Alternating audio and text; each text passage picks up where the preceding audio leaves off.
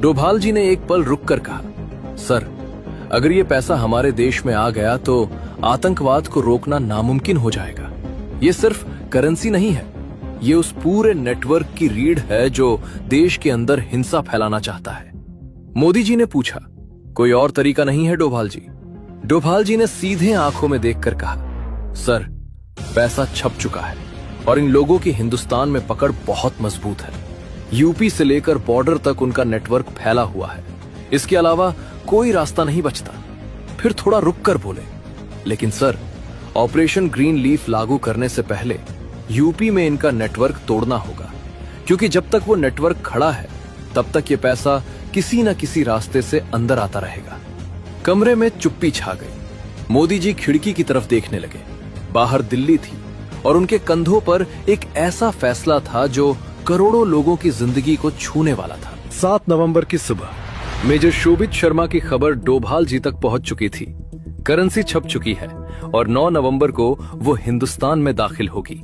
डोभाल जी उसी सुबह यूपी के डीजीपी से मिले। कोई लंबी बैठक नहीं, कोई फाइल नहीं, सिर्फ एक निर्देश। पीएमओ से आदेश है, अतीक को जितनी जल्दी हो सके गिरफ्तार करना है। डीजीपी ने एक पल सोचा, फिर बोले, सर, अतीक का नेटवर्क बहुत बड़ा है।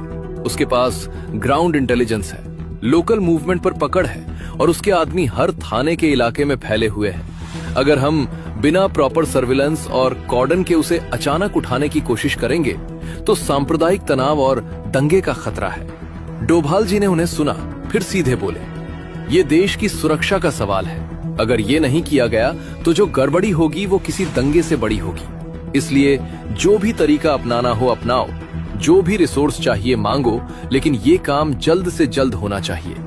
डीजीपी समझ गए कि ये एक रूटीन अरेस्ट नहीं थी, ये एक ऑपरेशन था जिसमें देरी की कोई गुंजाइश नहीं थी। उन्होंने वापस जाते हुए अपने स्पेशल टास्क फोर्स को अलर्ट पर रखने का आदेश दिया।